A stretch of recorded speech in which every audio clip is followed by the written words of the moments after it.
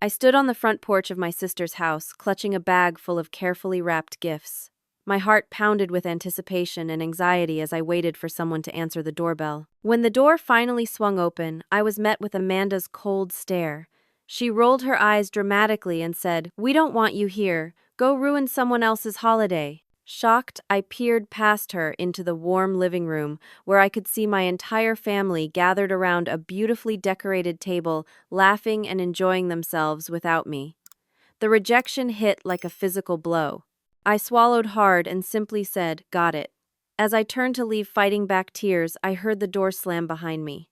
10 minutes later, as I sat in my car trying to compose myself, my dad burst through the front door yelling my name. "Tamara, wait," Dad shouted, rushing toward my car with surprising speed for a man in his 60s. His face was flushed with anger, his breath forming small clouds in the December air. I quickly wiped my tears, not wanting him to see me cry. Again, this past year had already seen too many breakdowns. "I'm fine, Dad," I lied, rolling down my window instead of getting out. The winter chill seeped in, matching the cold feeling spreading through my chest. "The hell you are," he said, leaning down to look at me. I had no idea Amanda would pull something like that. I swear, Tamara, if I'd known. Amanda and I had once been inseparable. Just 3 years apart, we shared clothes, secrets, and dreams throughout our childhood. We'd built elaborate blanket forts in our shared bedroom, stayed up whispering long after bedtime, and defended each other fiercely against playground bullies. People often mistook us for twins despite our different appearances, me with my dad's dark hair and hazel eyes, Amanda with mom's blonde waves and striking blue eyes. Everything changed when our parents divorced 10 years ago. I was 22, fresh out of college with a healthcare administration degree. Amanda was 19, still dependent on our parents emotionally and financially. The family split into clear factions nearly overnight. Amanda sided with Mom and her new husband Troy, while I stood by Dad. Not because I loved Mom any less, but because Dad needed someone. Mom had Troy. Amanda had Mom. Dad just had his mounting bills and a drinking problem he was desperately trying to hide. "You should go back inside, Dad," I said, starting my car. "It's freezing and they're waiting for you." "They can wait," he insisted. "Or they can start without me. I don't care." I sighed, turning off the engine. This isn't how I wanted today to go. The truth was, I'd been looking forward to this dinner for weeks. After losing my job at Street Mary's Hospital 3 months ago, budget cuts, they claimed. Though I suspected my refusal to approve questionable billing practices played a role, I'd sunk into a depression that was becoming harder to hide. My apartment felt too quiet, my job applications went unanswered, and my savings account was draining faster than I wanted to admit. Meanwhile, Amanda's life seemed picture-perfect.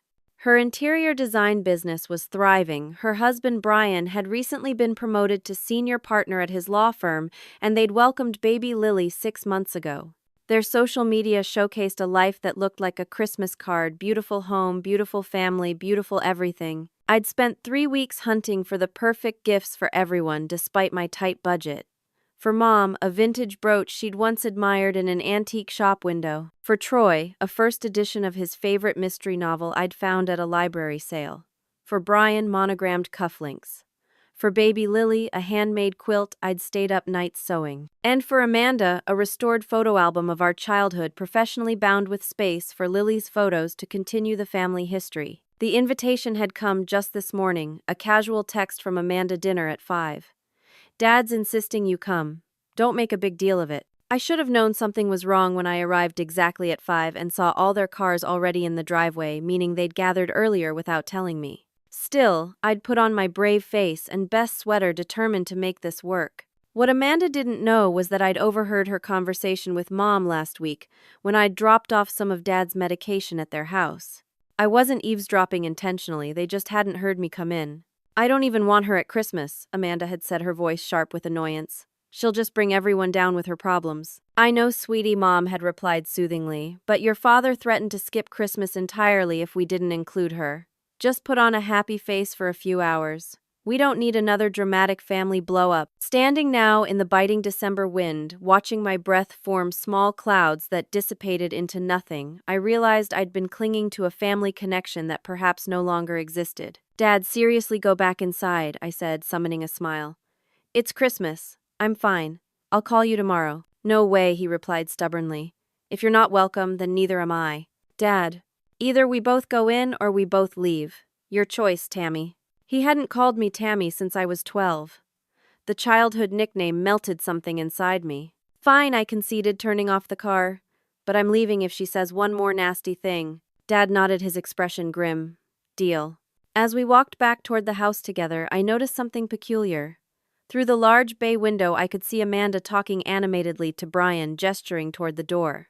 Her expression wasn't smug or satisfied, it was panicked. What had I just walked into? Dad didn't bother knocking. He simply opened the front door and marched inside, his hand firmly on my elbow as if afraid I might bolt. The conversation in the living room died immediately, all eyes turning toward us. We're back, Dad announced, unnecessarily, his voice carrying that dangerous cheerfulness that anyone who knew him recognized as barely contained fury. Mom stood quickly, smoothing her perfectly pressed slacks. Jack, Tamara, come in. We were just about to start. The tension in the room was thick enough to slice. Amanda wouldn't meet my eyes, suddenly very interested in adjusting baby Lily's little Christmas dress. Troy, my stepfather of 9 years, gave a curt nod before returning to his apparent fascination with the bottom of his wineglass. Only Brian, Amanda's husband, had the decency to look uncomfortable. Tamara, Brian said, crossing the room to give me an awkward half-hug. Good to see you. It's been too long. Thanks, Brian, I replied, appreciating his small kindness more than he could know. Growing up, I'd watched Dad battle his demons. After the divorce, his occasional social drinking had escalated into something much darker. I'd found him unconscious one night when I stopped by his apartment, an empty bottle of whiskey beside him. The hospital visit that followed was the wake-up call he needed. I took leave from work to help him through those first brutal weeks of sobriety, cleaning vomit from bathroom floors, holding his shaking hands and listening to his tearful confessions during sleepless nights. Amanda had visited exactly once during that time, staying 15 minutes before declaring the apartment depressing and leaving. Mom sent occasional casseroles with Troy but never came herself. Only I had witnessed Dad's rock bottom and his slow, painful climb back to sobriety. Dinner's ready, Mom announced, breaking the uncomfortable silence. Troy, would you carve the turkey? We settled around the table, a masterpiece of holiday perfection. Crystal glasses caught the light from overhead chandeliers, and the scent of rosemary and sage filled the air. Amanda had always had an eye for aesthetics. It was why her design business had taken off so quickly. Dad sat beside me, his leg occasionally pressing against mine in a silent show of solidarity. Across the table, Amanda busied herself with Lily's high chair, still avoiding direct eye contact. So Tamara, Mom began with forced brightness. How's the job search going? Classic Mom, diving straight into the most uncomfortable topic possible. It's going, I replied vaguely, accepting the bowl of mashed potatoes. Troy passed with mechanical politeness. You know, my friend Charlotte's daughter was laid off last year, Mom continued as if I hadn't spoken, but she immediately found something even better. Sometimes these setbacks are blessings in disguise. Not everyone bounces back immediately, Lisa, Dad interjected, using Mom's first name, as he always did since the divorce. I'm just saying, with Tamara's experience, she should have found something by now, Mom replied with a tight smile. Unless there's something else going on. The implication hung in the air.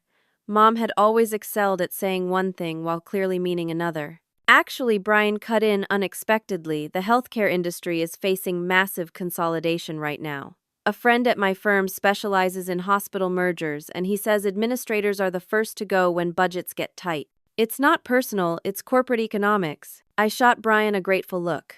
He gave a small nod in return. Well, Amanda said, speaking directly to me for the first time since her doorway rejection, at least you don't have a family depending on your income. Her words stung, but I forced myself to take a bite of turkey instead of responding. The meat tasted like sawdust in my mouth. Dinner proceeded with painful small talk punctuated by long silences. Dad grew increasingly tense beside me, his fork occasionally scraping against his plate with unnecessary force. Mom chatted about neighborhood gossip while Troy nodded along dutifully. Brian made valiant attempts at neutral conversation about the unseasonably cold weather and the Seahawks' playoff chances. It was during dessert, a pumpkin pie, that no one seemed particularly enthusiastic about that. Amanda dropped her bombshell. By the way, she said, addressing the table, generally I've decided to sell Grandma's house.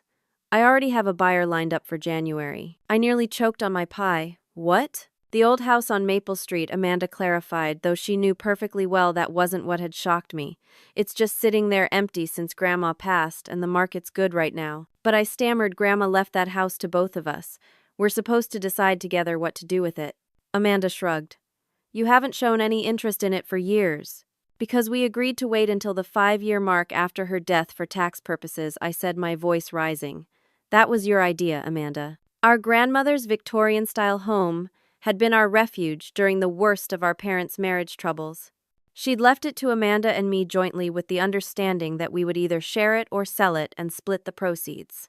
The house represented the last piece of stability from our childhood, and apparently Amanda had decided to liquidate it without even consulting me. Well, things change, Amanda replied coolly. I have Lily to think about now. Dad set his fork down with a clatter. Amanda, that's not right and you know it. Stay out of this, Dad, Amanda snapped. Don't speak to your father that way, Mom intervened, always ready to escalate rather than diffuse. As arguments erupted around me, I sat in stunned silence. The house on Maple Street was the last tangible connection to my grandmother, the woman who'd taught me to bake, to garden, to stand up for myself. More importantly, it was legally half mine. What game was Amanda playing? And why now, at Christmas dinner, surrounded by family? Brian was watching his wife with an expression I couldn't quite read. Was it surprise, concern, or something else entirely? Excuse me, I said quietly, standing up. I need some air. No one tried to stop me as I walked toward the back door, stepping out onto Amanda's perfectly decorated patio. The cold air hit my lungs like a welcome relief. Behind me, I could hear the arguments continuing, my name being thrown around like a weapon. What I didn't expect was for Brian to follow me outside just moments later. Mind if I join you? Brian asked, closing the patio door behind him. The sounds of ongoing arguments became muffled. I shrugged, not trusting myself to speak without my voice breaking. Brian had always been the most reasonable member of Amanda's household, though we'd never been particularly close. I'm sorry about all this, he said, leaning against the porch railing. About the door thing earlier and now this house business. It's been a difficult time. Seems like it, I replied neutrally, unsure how much loyalty he felt toward Amanda in this moment. We stood in silence for a few minutes, watching our breath form clouds in the cold air. Brian pulled a pack of cigarettes from his pocket, a habit Amanda had supposedly convinced him to quit years ago. Want one? He offered, already lighting his own. No thanks.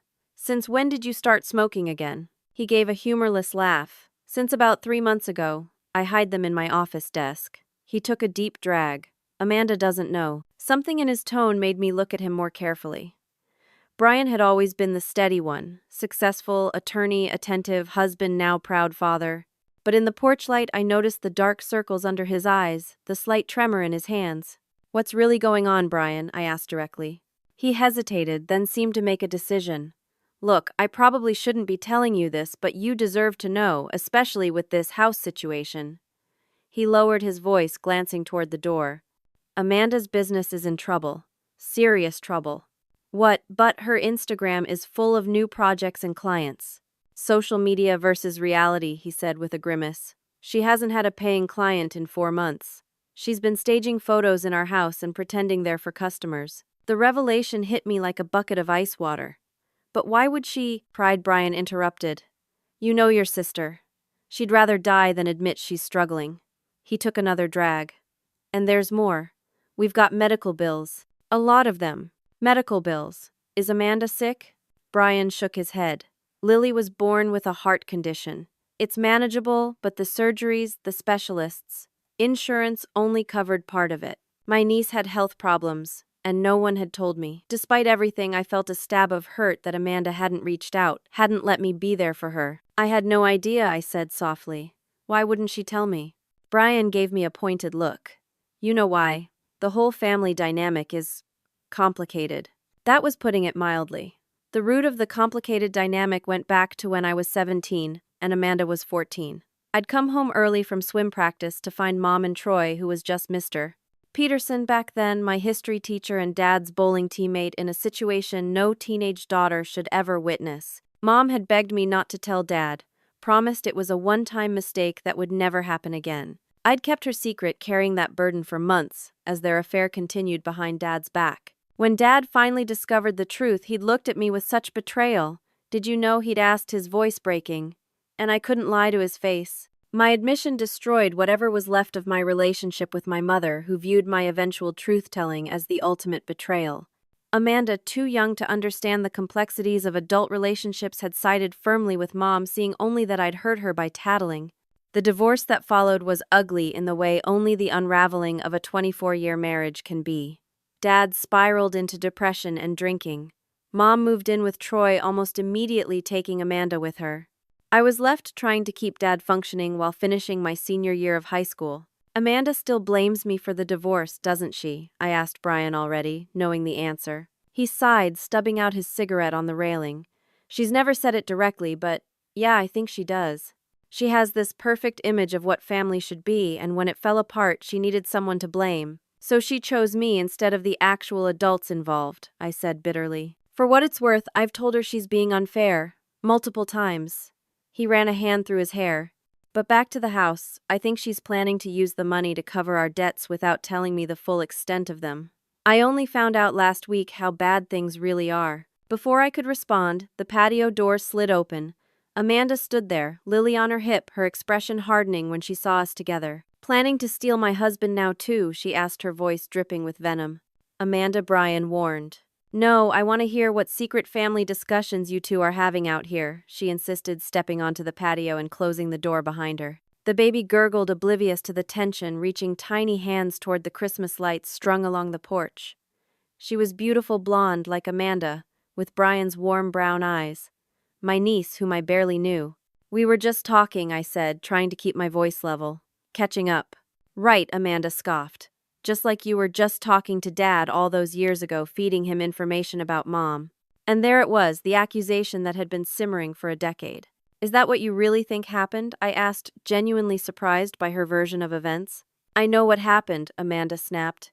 You couldn't stand that Mom was finally happy with someone else, so you made sure to destroy everything. Brian reached for Lily, who was starting to fuss, sensing the tension.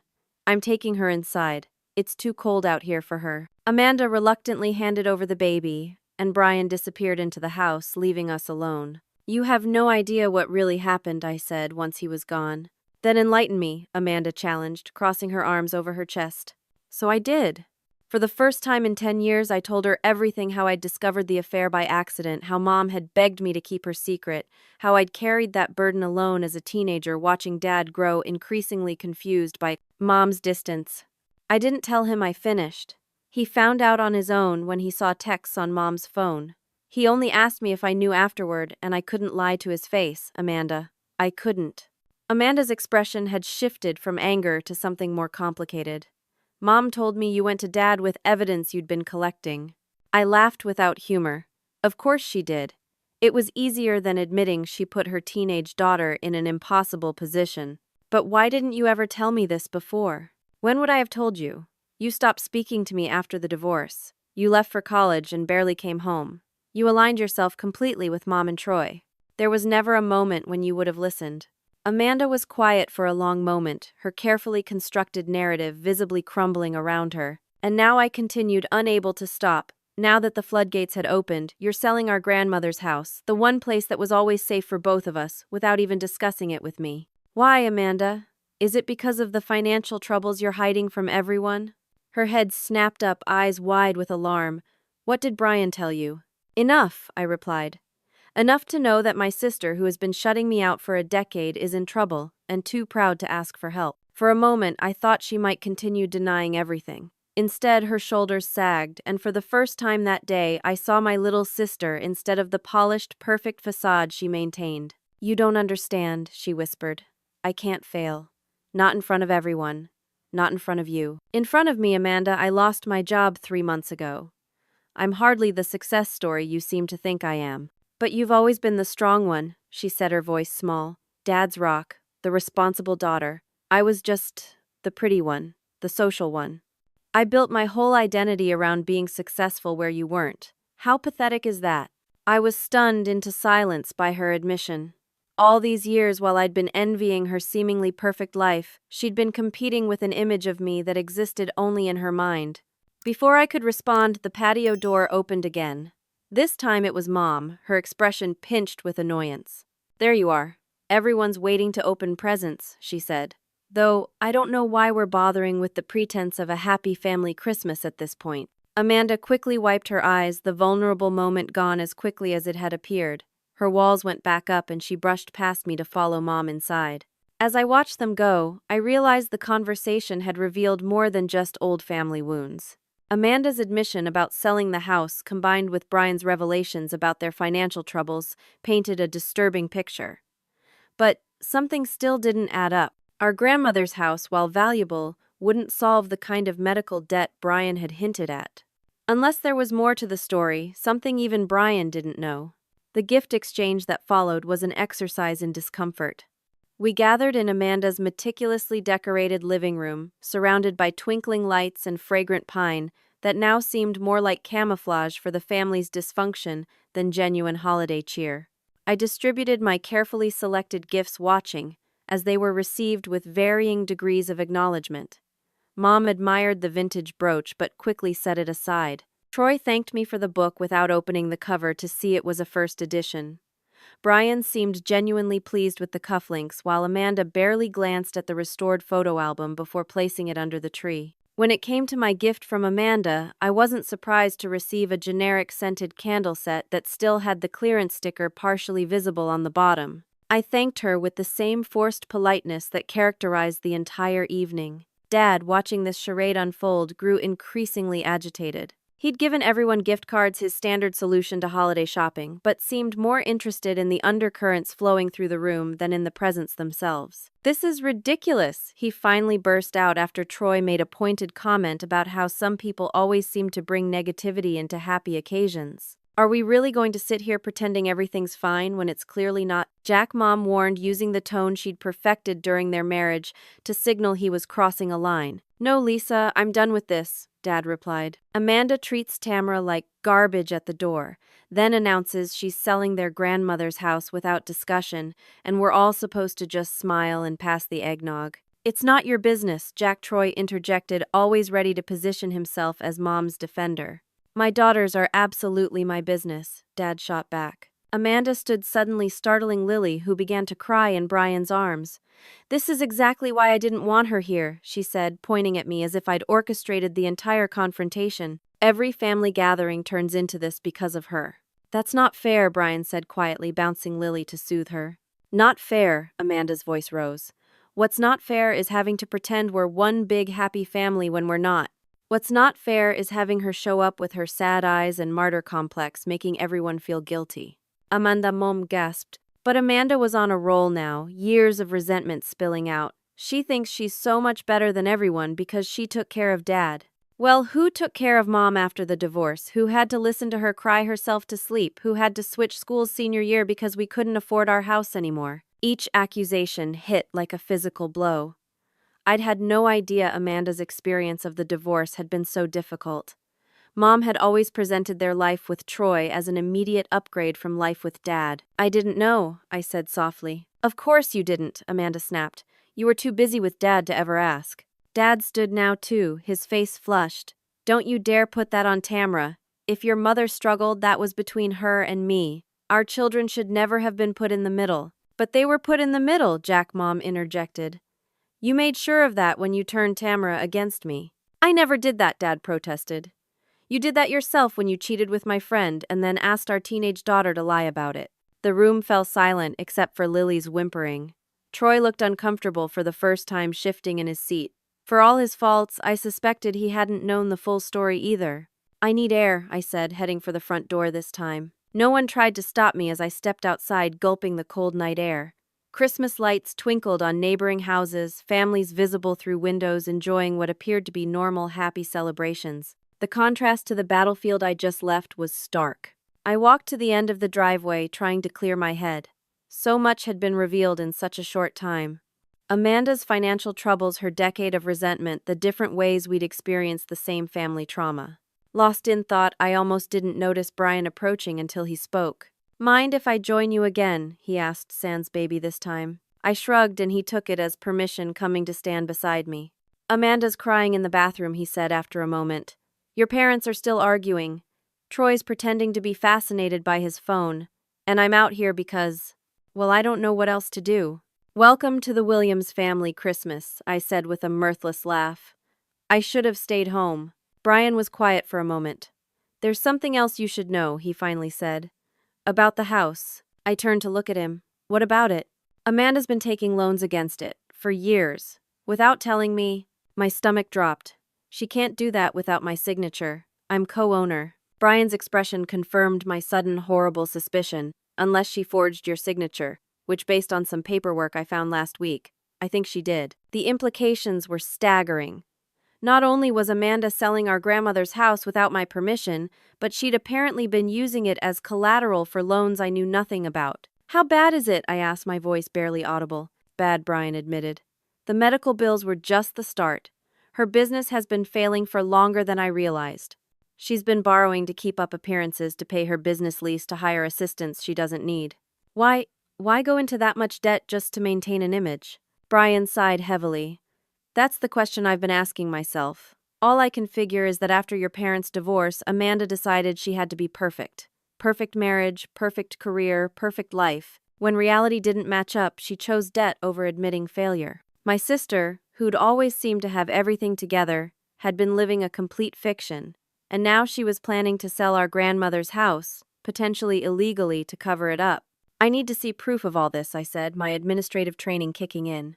Loan documents, medical bills, everything. Why? Brian asked, looking genuinely curious rather than defensive. Because she's my sister, I replied simply. And if what you're saying is true, she needs help, not judgment. Brian studied me for a moment, then nodded. I can get you copies. But Amanda can't know. Not yet. She's fragile right now with the baby and everything. I understand. But Brian, if she forged my signature, that's fraud. It's serious. I know, he said grimly. Believe me, I know. As we stood in silent contemplation, the front door opened again. This time, it was Dad, coat in hand. I'm leaving, he announced. This whole thing is a disaster. Tamara, you coming? I looked from Dad to Brian, then back to the house where my sister was apparently crying in the bathroom. Actually, I said slowly, I think I need to stay a little longer. Dad looked surprised, but nodded. Call me when you need a ride. As he got into his car and drove away, I turned to Brian. I want to see those documents. Tonight. Brian hesitated, then nodded. Let me go get my laptop. As he headed back inside, I remained in the driveway, my mind racing. If Amanda had truly forged my signature on loan documents, she could face serious legal consequences. But more importantly, my sister, despite everything, was in trouble. And I needed to understand exactly what kind of trouble before I could figure out how to help. What I didn't expect was for my impromptu investigation to uncover an even more shocking revelation, one that implicated not just Amanda but Mom and Troy as well. After everyone else had gone to bed, Mom and Troy to the guest room, Amanda feigning a headache to retreat upstairs, Brian and I sat at the kitchen table with his laptop and a growing stack of printed documents. I've been gathering these for weeks, he explained, voice low to avoid being overheard. At first I thought Amanda was just disorganized with the business finances. Then I noticed discrepancies in our personal accounts. The picture that emerged was worse than I'd imagined. Amanda had taken out 5 separate loans against our grandmother's house over the past 3 years, each with my forged signature. The most recent had been just 2 months ago, around the time Lily would have needed her second heart surgery. This doesn't make sense, I said, staring at the numbers. Even with Lily's medical bills and a failing business, these loan amounts are excessive. Brian looked uncomfortable. There's something else.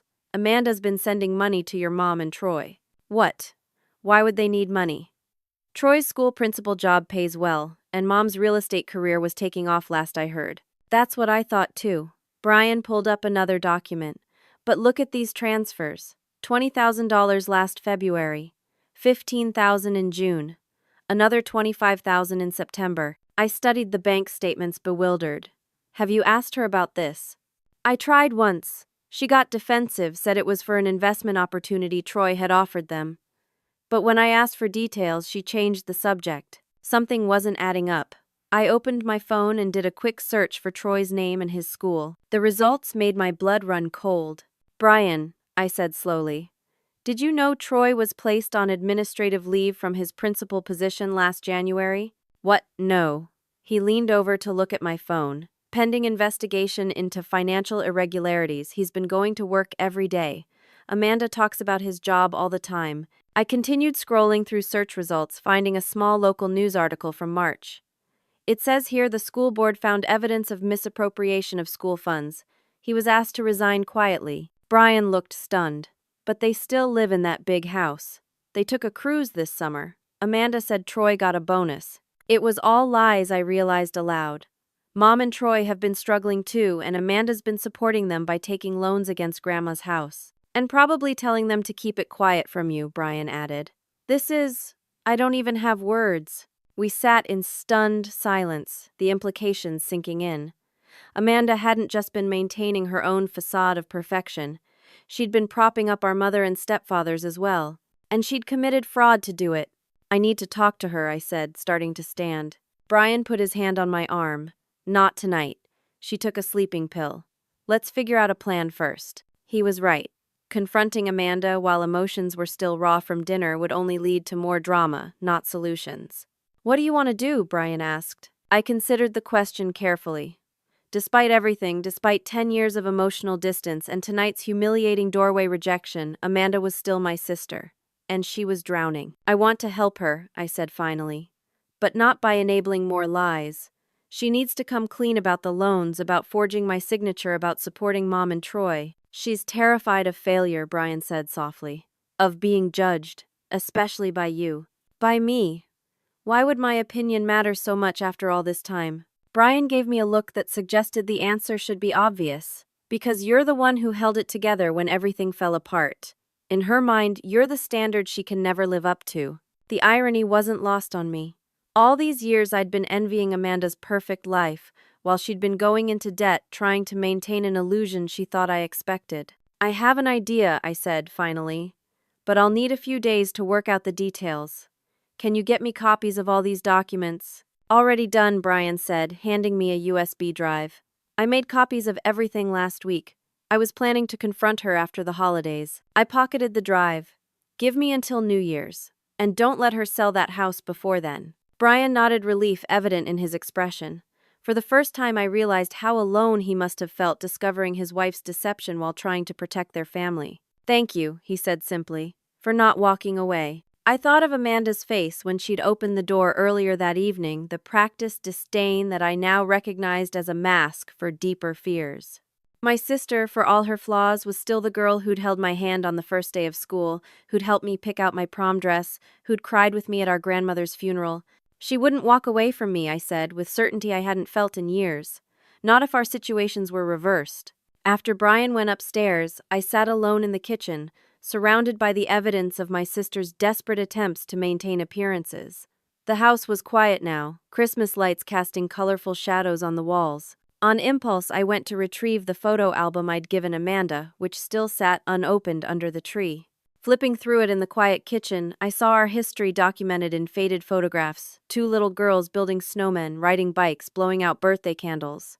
Before divorce and secrets had driven us apart, the last page held a surprise I'd forgotten about, a DVD labeled Christmas 2006, tucked into a sleeve I'd added. It was our last holiday as an intact family when Amanda was 13 and I was 16. Grandmother had given us a video camera that year, and we'd spent the day documenting our family traditions.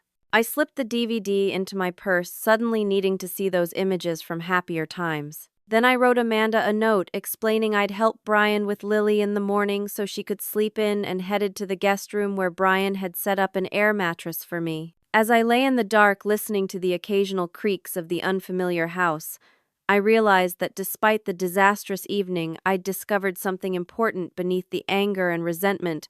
I still loved my sister. And I wasn't going to let her destroy herself with secrets and lies, even if saving her meant confronting painful truths none of us wanted to face. The next morning, I slipped out early, leaving a sleeping household behind. I had research to do, plans to make, and a family to try to save, starting with understanding exactly how deep this financial and emotional hole went. What I discovered in the days that followed would force not just Amanda, but our entire family to confront years of secrets, resentments, and misunderstandings. And it all began with watching that old Christmas video and remembering my grandmother's final words to me before she passed, words I'd nearly forgotten, until I heard them again in her own voice. "Take care of each other," she'd said, holding both Amanda's hand and mine in her frail grasp. When all is said and done, sisters are forever. Promise me you won't let anything come between you, not men, not money, not even your parents' mistakes. We had promised. And it was time I honored that promise, no matter how difficult the road ahead might be. The week between Christmas and New Year's passed in a blur of research, phone calls, and planning. I didn't return to Amanda's house during that time, but Brian kept me updated through brief, cautious texts. Amanda was becoming increasingly anxious. As the closing date for selling Grandma's house approached, Mom and Troy had called several times asking about the investment funds they were expecting. Meanwhile, I put my healthcare administration skills to work. I contacted the hospital where Lily had her surgeries and spoke with their financial assistance department. I consulted with a real estate attorney about the implications of Amanda's forged signatures. I even reached out to my former colleague at the hospital who now worked for a medical debt negotiation firm. By New Year's Eve, I had a plan. Not a perfect one, but one that might just save my sister from legal consequences while beginning to address the financial disaster she'd created. I texted Brian family meeting tomorrow at Grandma's house, 2 p.m. Everyone needs to be there. His reply came quickly, including your mom and Troy. Especially them, I responded. The next morning, New Year's Day, I drove to the house on Maple Street for the first time in nearly 2 years. The Victorian structure stood proudly, despite its peeling paint and overgrown garden, a testament to craftsmanship from another era. Grandma had loved this house, pouring her widow's pension into maintaining its character, even when updating the plumbing or electrical systems would have been more practical. I used my key to enter the familiar scent of old wood and the lemon oil Grandma had used on her furniture, greeting me like an old friend. I walked through the rooms, remembering summers spent reading in window seats, winters huddled by the fireplace, listening to Grandma's stories of her youth. This house represented more than just real estate. It was the physical embodiment of our family's history, before it fractured neutral territory, where even Mom and Dad had managed civil conversations during the worst of their divorce. By 1:30, I had set up the dining room with folders of documents, my laptop, and a legal pad filled with notes and calculations. I'd bought coffee and a tray of supermarket cookies as a peace offering, though I harbored no illusions about how difficult this conversation would be. Dad arrived first, punctual as always. He surveyed my setup with raised eyebrows. "This looks serious," he commented, helping himself to coffee. "It is," I confirmed. "Just try to stay calm when everyone gets here. Okay. This isn't about taking sides." He looked skeptical, but nodded. "I'll do my best." Mom and Troy arrived next, both looking uncomfortable to be in Grandma's house. Troy's once confident bearing had diminished since I'd last seen him. He'd lost weight, and his designer clothes seemed slightly too large. "What's this about Tamara?" Mom asked, her tone already defensive.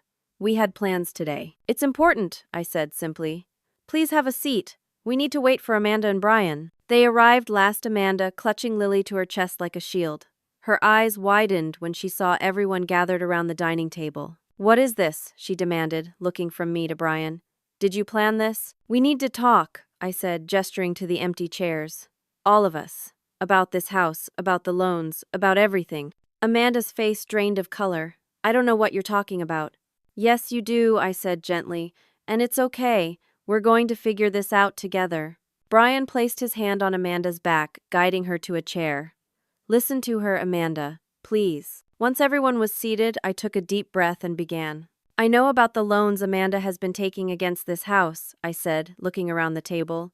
"I know about the forged signatures. I know about Troy losing his job and the money Amanda's been sending to support Mom and Troy. I know about Lily's medical bills and Amanda's business troubles." Shocked silence greeted my words, followed by an explosion of denials and accusations. "How dare you?" Mom began. "You had no right to snoop," Amanda interjected. "This is a private family matter," Troy added. Dad sat back, watching with a mixture of confusion and growing anger. I held up my hand. "Stop. Just stop. I'm not here to assign blame or shame anyone. I'm here because we have a serious situation that affects all of us, and we need to address it honestly before it gets worse." "There's nothing to address," Amanda insisted, though her voice lacked conviction. I opened the first folder and placed loan documents on the table. 5 loans against this house in 3 years, Amanda. With my forged signature on each one. That's fraud. It's a felony. Her face crumpled. "I didn't have a choice." "There's always a choice," I replied, not unkindly. "But that's not even the point right now.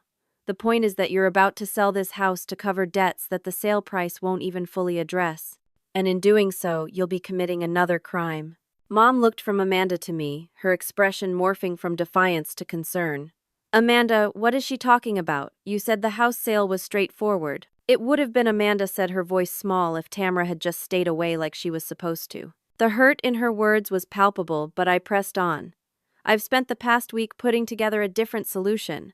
One that doesn't involve breaking laws or selling our inheritance. I distributed folders to everyone at the table. First, Lily's medical bills. I've spoken with the hospital's financial assistance program. Based on your income level and circumstances, you qualify for their hardship program, which will reduce the outstanding balance by 60%. Brian leaned forward, hope flashing across his face. 60%, that would be nearly $100,000. The remaining balance can be paid on a monthly plan with no interest, I continued. I've included all the paperwork and contact information. They're expecting your call on Monday. Amanda stared at her folder, speechless. Next, Amanda's business. Based on the documents Brian provided, it's clear the business isn't viable in its current form. The rent on your design studio alone is eating up any potential profit. I can't close my business, Amanda protested weakly. It's who I am. No, it's what you do, I corrected gently. And you're good at it. But you don't need an expensive studio to be a designer. I've outlined a plan to transition to a home-based business model with virtual consultations. You'd cut your overhead by 80% while maintaining your client base. I turned to Mom and Troy. As for the money Amanda's been sending you, that stops now. Troy, I know you lost your position due to financial improprieties at the school. Troy's face reddened. That was a misunderstanding. Maybe so, but asking your stepdaughter to support you by taking fraudulent loans isn't a misunderstanding. It's exploitation. Mom gasped. That's not fair, we didn't know about the loans. Didn't you? I challenged, looking her directly in the eyes. You never wondered where Amanda, who has a new baby and a struggling business, was getting tens of thousands of dollars to send you. Mom looked away first. I've included information on jobs in your field, Troy, I continued. And Mom, your real estate license is still active. It's time for both of you to support yourselves again. Dad, who had been uncharacteristically quiet, finally spoke. I had no idea any of this was happening. Why didn't anyone tell me? Because you've always favored, Tamara, Mom snapped. You wouldn't have understood. No, Amanda interrupted, surprising everyone. It's because I was too proud to admit I was failing. She looked at me, tears streaming down her face. And I was afraid you'd look at me the way you're looking at me right now, like I'm a disappointment, like I've ruined everything. Is that what you see? I asked softly. Because what I'm feeling right now is sad that you've been carrying this alone, and angry that instead of coming to me for help, you chose to commit crimes that could land you in jail. I never meant for it to go this far, Amanda whispered. It started with just one loan for Lily's first surgery. Then Troy needed help and Mom was worried about their mortgage and my business clients started paying late or canceling. It just snowballed. I understand, I said. But this ends today. No more loans, no more lies, and no selling this house. But how will I pay back what I owe? Amanda asked desperately. I opened the final folder. That's the last part of the plan. Dad, this involves you too. Dad looked surprised. Me, how? I'm proposing we keep the house but renovate it into a duplex. Amanda's family takes one half and you take the other. The renovation costs would be less than Amanda's current mortgage, and you've been talking about downsizing from your apartment anyway. Live here, with Amanda's family. Dad looked skeptical. It would give Lily a chance to know her grandfather better, I pointed out. And it would give this house a purpose again, just like Grandma wanted. What about the loans? Brian asked practically. I've spoken with the bank. If we refinance the loans properly with both Amanda's and my signatures, we can get a better interest rate and manageable payments. I'll be a co-signer, which means I'm legally responsible too. Amanda looked up sharply. You'd do that, after everything? You're my sister, I said simply. And Grandma made us promise to take care of each other, remember? A small sob escaped her. I thought you hated me. I thought you hated me, I countered with a sad smile. Mom cleared her throat. This is all very touching, but Troy and I are still struggling too. We can't just suddenly support ourselves. I fixed her with a steady gaze. Actually, you can and you will. I've included resources for financial counseling in your folder. I suggest you start there. But Amanda's financial support ends today. And if we refuse this plan, Troy asked, an edge to his voice. Then I'll report the loan fraud to the police, I said calmly. Amanda might get leniency as a first-time offender with a sick child, but you, Troy, with your history of financial misconduct, I doubt you'd fare as well. The threat hung in the air, but it wasn't really a threat, just a statement of fact. Dad, ever practical, was flipping through the renovation plans I'd included. This could actually work, he mused. I've always liked this old place. I know it's not a perfect solution, I acknowledged. There would be sacrifices for everyone. But it would keep Amanda out of legal trouble, provide a stable home for Lily, give Dad the downsizing option he's been looking for, and honor Grandma's wish that this house stay in the family. Brian reached for Amanda's hand. I think we should consider it seriously, Amanda. For a long moment, no one spoke. Then Amanda looked up, her expression shifting from defeat to something like cautious hope. You really worked all this out. For me, even after how I treated you at Christmas? For all of us, I corrected. Because despite everything, we're still family. Another silence fell, this one less tense than before. Mom stared at her folder, lips pressed tight. Troy looked simultaneously relieved and resentful. Dad continued examining the renovation plans with growing interest. Brian bounced Lily gently on his knee, relief evident in his posture. And Amanda looked at me, really looked at me for what felt like the first time in years. I'm sorry, she said quietly. For the door, for the awful things I said, for everything. It wasn't a complete resolution, we had years of hurt and misunderstandings to work through, but it was a start, a crack in the wall that had separated us for too long. I know, I replied. Me too. As the meeting continued with questions about logistics and timelines, replacing accusations and denials, I felt something I hadn't expected: hope. Not just for Amanda's financial situation, but for our relationship. For our family. It wouldn't be easy. There would be setbacks and arguments. Mom and Troy might never fully take responsibility for their role in this mess. Dad might struggle to live so close to Amanda after years of distance. But for the first time in a decade, we were really talking about hard truths instead of maintaining comfortable fictions, and that was a foundation we might actually be able to build upon. 1 month later, I stood in the kitchen of Grandma's house, now officially in renovation as William's family duplex, arranging pastries on a plate for our first monthly family brunch. Steam rose from the coffee pot and sunlight streamed through windows that now sparkled thanks to a thorough cleaning. The past 4 weeks had been transformative. After our New Year's Day meeting, Amanda and Brian had signed all the paperwork for the hospital's financial assistance program, reducing their medical debt burden significantly. Amanda had given notice on her expensive studio space and begun transitioning to a home-based design business, already securing 2 new clients through virtual consultations. Dad had embraced the renovation project with unexpected enthusiasm, spending weekends tearing out old carpet and planning the layout of his future living space. He and Brian had formed an unlikely alliance, bonding over power tools and blueprint discussions. Mom and Troy had been slower to accept the new reality, but financial necessity eventually won out. Troy had taken a position teaching night classes at the community college, a significant step down from his principal role, but steady income nonetheless. Mom had reluctantly returned to real estate, joining a new agency across town where her history wasn't well known. As for Amanda and me, we were talking again. Really talking, not just exchanging pleasantries or avoiding difficult topics.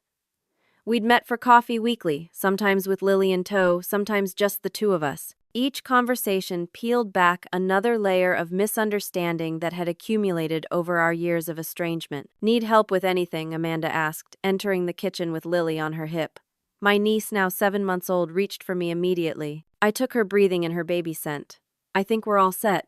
Is Brian picking up, Dad? Amanda nodded, adjusting the flower arrangement on the table. They should be here any minute. Mom and Troy said they'd be a few minutes late. Of course they will, I said, but without the bitterness that would have colored such a comment a month ago. Amanda gave a small smile. Old habits. We worked in comfortable silence for a moment, moving around each other in the kitchen with an ease that reminded me of our teenage years preparing dinner while Mom worked late. I still can't believe you did all this, Amanda said suddenly. The financial planning, the renovation idea, even the medical bill negotiation. You could have just turned me in or walked away. I bounced Lily gently, considering my words. I think I needed this as much as you did. I've been lonely, Amanda. Losing my job, watching everyone else's lives move forward while mine felt stuck. I needed my sister back. You never seemed lonely, she said quietly. You always seemed so complete. like you didn't need anyone. I wanted you to think that I admitted. It was easier than admitting how much it hurt when you chose Mom's side. Amanda leaned against the counter. I didn't see it as choosing sides back then. I was just a teenager who wanted everything to stay the same. And when it couldn't, I blamed whoever was convenient. Me, I supplied. You, she agreed with a sad smile. The easy target because you never fought back. You just withdrew. It was true. After the divorce, I'd channeled all my energy into helping Dad and building my career, telling myself I didn't have time for the family drama. In reality, I'd been protecting myself from further rejection. The sound of car doors slamming announced Brian and Dad's arrival. Minutes later, they entered through the front door carrying paint samples and talking animatedly about crown molding options. Lady's dad greeted us, kissing each of us on the cheek before taking Lily from my arms. "And how's my favorite granddaughter today?" "Your only granddaughter," Amanda corrected with a laugh. Details Dad dismissed, making a silly face at Lily that earned a delighted gurgle. The easy interaction between them warmed my heart. Dad had missed so much of Amanda's adult life, and now he was getting a second chance to be present for his daughter and granddaughter. By the time Mom and Troy arrived 20 minutes late with a store-bought dessert, the table was set and the coffee was poured. We settled around Grandma's old dining table, now cleared of financial documents and legal papers, replaced by plates of food and family photos I'd found in the attic. "Before we eat," Amanda said, standing with her water glass in hand, "I want to say something." We all looked at her expectantly. 1 month ago, we sat at this table as virtual strangers buried under secrets and resentments. Today, we're sitting here as, quote, she paused, searching for the right word as a work in progress. Soft laughter circled the table. "I need to publicly apologize to Tamara," she continued, turning to me. "What I did at the door on Christmas with the loans, with everything, was wrong. I was so caught up in my own pain and pride that I couldn't see yours." I felt tears threatening and blinked them back. "You saved me," Amanda said simply. "Not just from legal trouble, but from the prison I'd built around myself with lies and pretense. And I'm promising you now in front of everyone that I will spend the rest of my life being the sister you deserve." "Hear, hear," Brian seconded, raising his glass. Dad wiped suspiciously at his eyes, and even Mom looked moved. "I'd like to add something," Troy said unexpectedly. All eyes turned to him in surprise. He rarely spoke at these family gatherings except to agree with Mom. "I owe this family an apology too," he continued, his voice uncharacteristically humble. "Particularly you, Tamara, and you, Jack. My relationship with Lisa began inappropriately, and I handled the aftermath poorly. I allowed Amanda to believe a version of events that wasn't accurate, and I accepted financial help from her when I should have refused." Mom looked startled at this admission from her usually defensive husband. "The teaching position has been illuminating," Troy continued. "Being back in a classroom instead of an administrator's office has reminded me why I became an educator in the first place. It's not about status or titles. It's about making a difference." He cleared his throat. "Anyway, I just wanted to say that I'm sorry and I'm grateful for this second chance." The sincerity in his voice was unmistakable, and I found myself nodding in acknowledgement of his apology. Not forgiveness, not yet, but acknowledgement. It was a start. Dad raised his glass. "To second chances," he offered. "To family," Amanda added. "To Grandma," I said, who somehow knew we'd need this house to bring us back together. We clinked glasses, and for the first time in years, the sound wasn't hollow social ritual but genuine connection. After brunch, as everyone helped with cleanup or wandered through the house discussing renovation plans, I slipped away to Grandma's old study, the one room we'd decided to preserve exactly as it was. Sitting in her worn leather chair, I took a moment to absorb how much had changed since Christmas Eve, when I'd stood on Amanda's porch feeling utterly alone. A soft knock interrupted my thoughts. Amanda stood in the doorway, hesitant. "Can I join you?" she asked. I nodded, gesturing to the window seat where she'd spent countless hours reading as a teenager. "I've been thinking," she said, as she settled onto the cushions, "about why I was so awful to you for so long." "Amanda, we don't need to." "No, please. I need to say this." She took a deep breath. "I was jealous." "Jealous? Of what?" "Of your strength, your independence. The way Dad looked at you with such pride. The way you built your career without help from anyone. The way you never seemed to need validation, the way I constantly did." I laughed softly. "While I was jealous of your perfect marriage, your beautiful home, your successful business, and the way you always seemed to know exactly what you wanted, All smoke and mirrors, Amanda admitted ruefully. On both sides, apparently. We smiled at each other, the absurdity of our mutual envy hanging between us. The thing is, Amanda continued, I think we were both trying so hard to prove we were okay after the divorce that we never allowed ourselves to admit when we weren't. Competing over who was handling it better, I agreed. Exactly. And in the process, we lost each other. I moved from the chair to join her on the window seat just as I used to when we were girls sharing secrets. We're not losing each other again, I promised. She linked her pinky with mine in our childhood gesture of absolute commitment. Never. From the hallway came the sound of Lily's laughter, followed by Dad's voice making silly animal noises. Mom called something about being careful with the baby, and Brian responded with good-natured reassurance. The house that had stood empty for years was alive again with family sounds. You know what Grandma would say about all this? Amanda asked. I smiled. That it takes more courage to mend something broken than to throw it away and start new. Her favorite saying, Amanda nodded. She was right. She usually was. We sat in comfortable silence, watching dust motes dance in the sunbeams streaming through the window. The grandfather clock in the hall chimed the hour, the same clock that had marked time through 4 generations of our family. I thought about the journey we'd taken since Christmas, from estrangement to reconciliation, from secrets to honesty, from pretense to authenticity. It hadn't been easy, and we still had a long way to go. Mom still made passive-aggressive comments sometimes. Troy occasionally slipped back into self-justification. Dad could be stubborn about the renovation details. Amanda and I still hit raw nerves in our conversations. But we were trying. All of us in our own ways were trying to build something better than what we'd had before. Not a perfect family, we'd all abandoned that illusion, but a real one. One that acknowledged flaws and hurts but chose connection anyway. And I realized that was the most valuable lesson in all of this, that true family isn't about presenting a flawless image to the world. It's about seeing each other at our worst and choosing to love anyway. It's about forgiveness that doesn't ignore harm but creates space for growth. It's about the courage to be honest with others and with ourselves. As Amanda and I rejoined the others helping Dad measure a wall, while Brian showed Mom photos of Lily's latest milestone, I felt a sense of peace I hadn't experienced in years. The road ahead wouldn't be smooth, real relationships never are, but for the first time in a decade we were walking it together. That Christmas dinner rejection had been painful, but it had also been necessary. It had cracked open the carefully constructed facades we'd all been hiding behind, allowing truth to finally break through. And in that truth, painful as it was, we'd found our way back to each other. Sometimes I realized being turned away at the door is just the beginning of finding your way home. Have you ever experienced a family conflict that seemed impossible to resolve? How did you find your way through it? I'd love to hear your stories in the comments.